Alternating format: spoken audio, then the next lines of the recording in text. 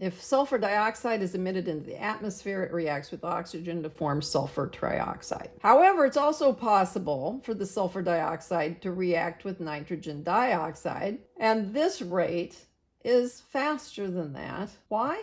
Well, that's termolecular and that's dimolecular. And then when the nitrogen monoxide encounters more oxygen, it will oxidize in the atmosphere to form nitrogen dioxide. Can nitrogen dioxide be considered to be a catalyst in the reaction of sulfur dioxide with oxygen gas? The sulfur dioxide here never encountered the oxygen gas at all. It encountered this NO2. But the first thing, always the first thing is, if you've come up with a mechanism, does it match the original?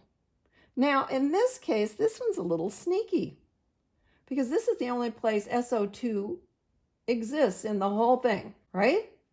This has a 2. So I can't just add these two equations together and look for the answer.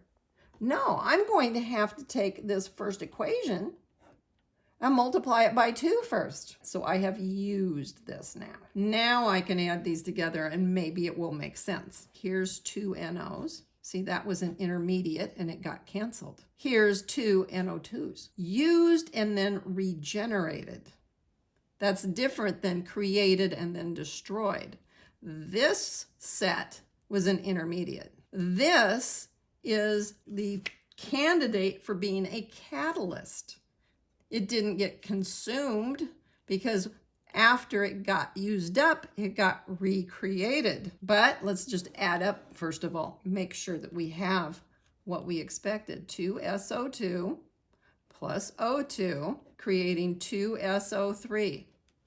And that is the first equation. So yes, it's possible for this mechanism to do the same thing as the original. And then what we found out is we had a situation where something got used and then recreated. So the substance did not get used up. NO2 can be considered to be a catalyst under those terms. If you look, every one of these is a gas, right?